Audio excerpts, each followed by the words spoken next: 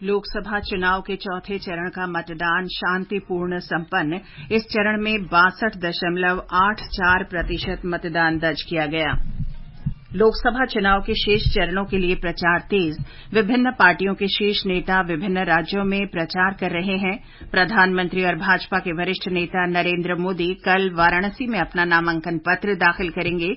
भारत और ईरान ने चाबहार में शाहिद बहिश्ती बंदरगाह के संचालन के लिए दीर्घकालिक अनुबंध पर हस्ताक्षर किए। मुंबई में धूल भरी आंधी के बाद घाटों पर विज्ञापन लगाने वाला एक विशाल बोर्ड गिरने से 3 लोगों की मौत हो गई और 59 लोग घायल हो गए हैं। इटालियन ओपन टेनिस में रोहन बोपन्ना और मैथ्यू एबडेन की जोड़ी पुरुष डबल्स के प्री क्वार्टर फाइनल में पहुंची। समाचार संध्या के साथ मैं चंद्रिका जोशी। लोकसभा चुनाव के चौथे चरण में आज रात 8 बजे तक लगभग 62.84% मतदान दर्ज किया गया। इस चरण में 9 राज्यों और 1 केंद्र शासित प्रदेश की 96 लोकसभा सीटों पर वोट डाले गए। 8 बजे तक आंध्र प्रदेश में 68.12, बिहार में 55.90 और तेलंगाना में 61.39% वोट डाले गए। जम्मू कश्मीर में 36.58%, झारखंड में 63.37 और मध्य प्रदेश में 68.63% मतदान दर्ज किया गया। महाराष्ट्र में 52.75, ओडिशा में 63.85, उत्तर प्रदेश में 57.88 और पश्चिम बंगाल में 75.94% वोट डाले गए।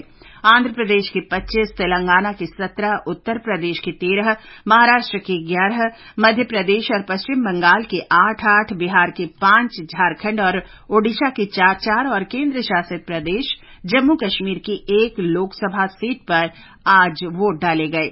चौथे चरण में 1717 उम्मीदवारों के राजनीतिक भाग्य का फैसला होगा। तेलंगाना में सभी 17 लोकसभा क्षेत्रों में मतदान शांतिपूर्वक संपन्न हो गया। एक रिपोर्ट। तेलंगाना में आज की मतदान शांतिपूर्ण माहौल में संपन्न हुआ है। इस बीच निर्वाचन क्षेत्र में कुछ महिला मतदाताओं का मतदान पहचान का लेकर हैदराबाद बीजेपी उम्मीदवार के माधवीलता के खिलाफ मामला दर्ज की गया था। हैदराबाद डीईओ रोनाल्ड रास ने उनके खिलाफ मामला दर्ज करने का निर्देश दिया है और पुलिस ने एफआईआर दर्ज कर ली है। एक अन्य घटना में कोडंगल में एक संवाददाता सम्मेलन के दौरान बीजेपी की राजनीतिक आलोचना करके इलेक्शन कोड का उल्लंघन करने के लिए पीसीसी अध्यक्ष और मुख्यमंत्री रेवंत रेड्डी के खिलाफ बीजेपी शिकायत दर्ज कराए हैं। आकाशवाणी समाचार के लिए हैदराबाद से लक्ष्मी। आंध्र प्रदेश में आज लोकसभा और विधानसभा चुनाव के हुए मतदान शांतिपूर्ण संपन्न होने की खबर है। ब्यौरा हमारे संवाददाता से। आंध्र प्रदेश में आज लोकसभा और विधानसभा चुनाव के लिए हुए मतदान में शाम को 5 बजे तक 68% मतदान दर्ज किया गया है। मतदान में समाज के सभी वर्गों की उत्साहपूर्ण भागीदारी देखी गई और बुजुर्ग और दिव्यांग मतदाताओं ने सभी बाधाओं का सामना करते हुए वोट डाला है। पलनाडु जिले में कुछ छुटपुट घटनाओं को छोड़कर मतदान काफी हद तक शांतिपूर्ण रहा। महाराष्ट्र में मतदान कुल मिलाकर शांतिपूर्ण रहा। इस चरण में कुछ प्रमुख उम्मीदवारों में केंद्रीय मंत्री राव साहेब दानवे, भाजपा नेता पंकजा मुंडे और अमोल कोल्हे शामिल हैं।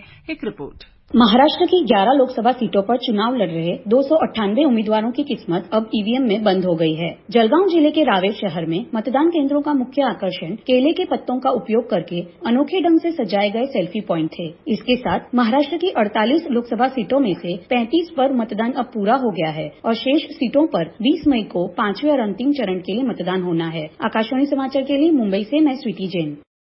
मध्य प्रदेश में आज चौथे चरण में सबसे ज्यादा 75.79% मतदान खरगोन में हुआ और सबसे कम इंदौर में 60.53% वोट डाले गए। उधर उत्तर प्रदेश की 13 लोकसभा सीटों पर भी आज चुनाव शांतिपूर्वक संपन्न हो गया। कुछ स्थानों पर ईवीएम में गड़बड़ी के चलते मतदान देर से शुरू हुआ। हालांकि पहली बार मतदान करने वाले मतदाता वोट डालने के लिए काफी उत्साहित नजर आए। कुछ छिटपुट घटनाओं को छोड़कर मतदान शांतिपूर्ण रहा। जिन 13 सीटों पर आज वोट डाले गए उनमें शाहजहांपुर, खीरी, धौरहरा, सीतापुर, हरदोई, मिश्रिख, उन्नाव, फर्रुखाबाद, इटावा, कन्नौज, कानपुर, अकबरपुर और बहराइच शामिल हैं। आज का मतदान कई राजनीतिक दिग्गजों के भाग्य का फैसला करेगा, जिनमें कन्नौज से समाजवादी पार्टी प्रमुख अखिलेश यादव और लखीमपुर खीरी निर्वाचन क्षेत्र से केंद्रीय गृह राज्य मंत्री अजय मिश्र टेनी शामिल हैं। सुशील चंद्र तिवारी, आकाशवाणी समाचार, लखनऊ। झारखंड के 4 संसदीय क्षेत्रों में आज मतदान शांतिपूर्वक संपन्न हुआ।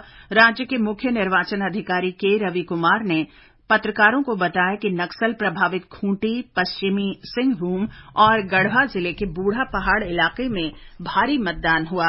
निर्वाचन आयोग ने कहा है कि चौथे चरण में मतदान प्रक्रिया कुल मिलाकर शांतिपूर्ण रही। श्रीनगर संसदीय क्षेत्र में 36.58% मतदान हुआ, जो कई दशकों में सबसे अधिक है।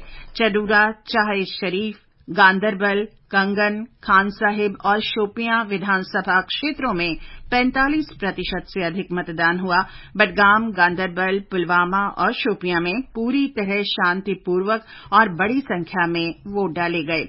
आयोग ने कहा है कि एक दुर्भाग्यपूर्ण घटना में तेलंगाना के चंपापेट में एक मतदान अधिकारी की ड्यूटी के दौरान मृत्यु हो गई।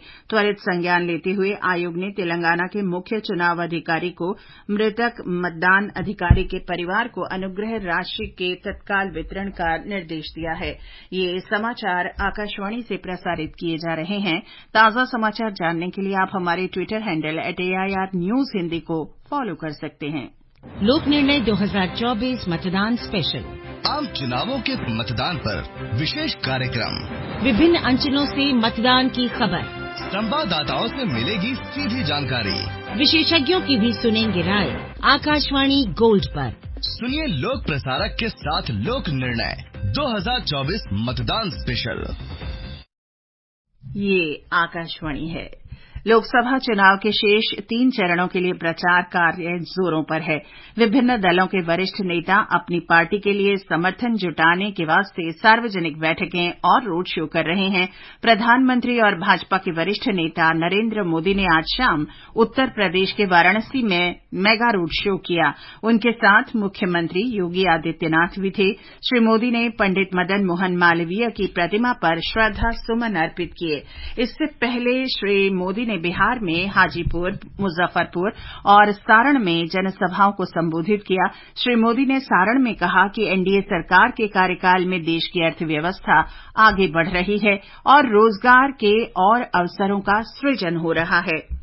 आज देश भी देख रहा है, मोदी ने अपने 10 साल में विकास करके दिखाया है। मोदी ने 10 साल में ज्यादा एक्सप्रेसवे और हाईवे बनाए। मोदी ने 10 साल में ज्यादा आधुनिक ट्रेनें चलाई, ज्यादा रेलवे ट्रैक बिछाए। कांग्रेस के वरिष्ठ नेता राहुल गांधी ने उत्तर प्रदेश के रायबरेली में जनसभा को संबोधित किया। कांग्रेस नेता प्रियंका गांधी वाड्रा ने अमेठी में जनसभा को संबोधित किया।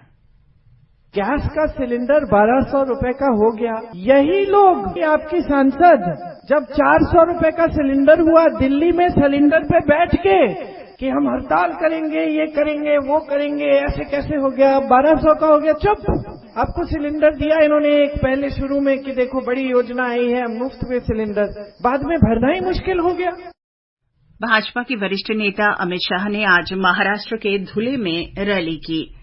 बहुजन समाज पार्टी सुप्रीमो मायावती ने लखनऊ में एक जनसभा को संबोधित किया। सूचना और प्रसारण मंत्री तथा भाजपा नेता अनुराग सिंह ठाकुर ने आज हिमाचल प्रदेश के हमीरपुर संसदीय क्षेत्र से अपना नामांकन पत्र दाखिल किया। इस सीट पर उनका मुकाबला कांग्रेस के सतपाल रायजादा से होगा। पटियाला से भाजपा उम्मीदवार प्रनीत कौर ने भी आज अपना नामांकन पत्र दाखिल किया। उनके खिलाफ आम आदमी पार्टी के बलवीर सिंह और शिरोमणि अकाली दल के NK शर्मा चुनाव लड़ रहे हैं। पंजाब कांग्रेस अध्यक्ष अमरिंदर सिंह राजा वैरिंग ने लुधियाना से अपना नामांकन दाखिल किया। उनका मुकाबला बीजेपी के रवनीत सिंह बिट्टू और आम आदमी पार्टी के अशोक परासर से होगा। बिहार में पाटलिपुत्र से राष्ट्रीय जनता दल उम्मीदवार मीसा भारती ने आज अपना नामांकन दाखिल किया। उनका मुकाबला बीजेपी के रामकृपाल यादव से होगा। लोकसभा चुनाव के 7वें और आखिरी चरण के लिए नामांकन दाखिल करने का कल आखिरी दिन है। कल प्रधानमंत्री नरेंद्र मोदी वाराणसी में अपना नामांकन दाखिल करेंगे। कांग्रेस ने श्री मोदी के खिलाफ अजय राय मैदान में उतारा है। अनुपम मिश्र, आकाशवाणी समाचार, दिल्ली। मुंबई के घाटकोपर इलाके में चेदानगर जंक्शन में एक 100 फुट ऊंचे विज्ञापन लगाने वाले बोर्ड के पेट्रोल पंप और आसपास के घरों के ऊपर गिरने से 3 लोगों की मौत हो गई और 59 घायल हो गए। मुंबई और आसपास के इलाकों में तेज बारिश और हवाओं के कारण ये बोर्ड उखड़ गया था। पुलिस और राष्ट्रीय आपदा मोचन बल फंसे हुए लोगों को बचाने के लिए तैनात हैं। घायलों के लिए एम्बुलेंस तैयार रखी गई है और घायलों को पास के अस्पतालों में भर्ती कराया गया है। राष्ट्रीय महिला आयोग ने कहा है कि वो दिल्ली के मुख्यमंत्री अरविंद केजरीवाल के आवास पर आम आदमी पार्टी की राज्यसभा सांसद स्वाति मालीवाल पर कथित हमले की जांच के लिए एक दल भेज रहा है। आयोग ने एक सोशल मीडिया पोस्ट में कहा है कि वो कार्रवाई के लिए प्रतिबद्ध है और मामले में दिल्ली पुलिस से जांच की मांग की है। ये समाचार हमारी वेबसाइट newsonair.gov.in/hindi और हमारे mobile app news on AIR पर भी उपलब्ध हैं। समाचार संध्या में आपका फिर स्वागत है। भारत और ईरान ने आज चाबहार में शाहिद बेहेश्ती बंदरगाह के संचालन के लिए दीर्घावधि समझौते पर हस्ताक्षर किए हैं। इंडिया पोर्ट्स ग्लोबल लिमिटेड और ईरान के पोर्ट्स एंड मैरीटाइम ऑर्गेनाइजेशन के बीच हुए समझौते के अवसर पर केंद्रीय पत्तन, पोत, परिवहन और जलमार्ग मंत्री सर्बानंद सोनोवाल भी उपस्थित थे। इस अवसर पर श्री सोनोवाल ने कहा कि इस समझौते के साथ ही चाबहार में भारत की दीर्घकालिक भागीदारी की नींव रखी गई है।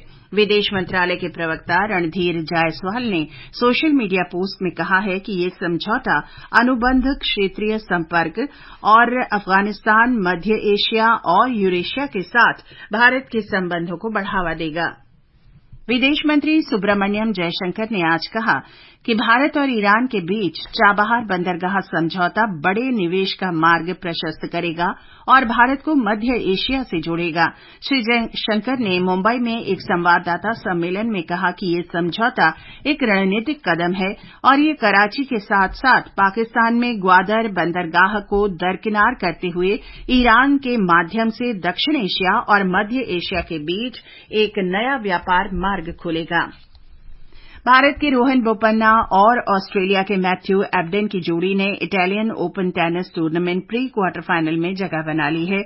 इस जोड़ी ने इटली के फ्रांसिस्को पासारो और माटेओ अर्नाल्डी की जोड़ी को 6-2, 6-2 से हराकर प्री क्वार्टर फाइनल में प्रवेश किया।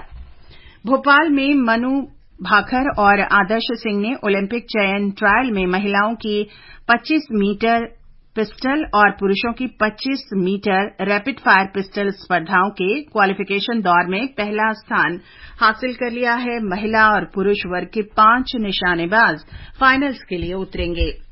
और अंत में मुख्य समाचार एक बार फिर। लोकसभा चुनाव के चौथे चरण का मतदान शांतिपूर्वक संपन्न। इस चरण में 62.84% मतदान दर्ज किया गया। श्रीनगर संसदीय क्षेत्र में 36.58% मतदान हुआ, जो कई दशकों में सबसे अधिक है। लोकसभा चुनाव के शेष चरणों के लिए प्रचार तेज। विभिन्न पार्टियों के शीर्ष नेता विभिन्न राज्यों में प्रचार कर रहे हैं। प्रधानमंत्री और भाजपा के वरिष्ठ नेता नरेंद्र मोदी कल वाराणसी में अपना नामांकन पत्र दाखिल करेंगे और भारत और ईरान ने चाबहार में शाहिद बेहेश्ती बंदरगाह के संचालन के लिए दीर्घकालिक अनुबंध पर हस्ताक्षर किए।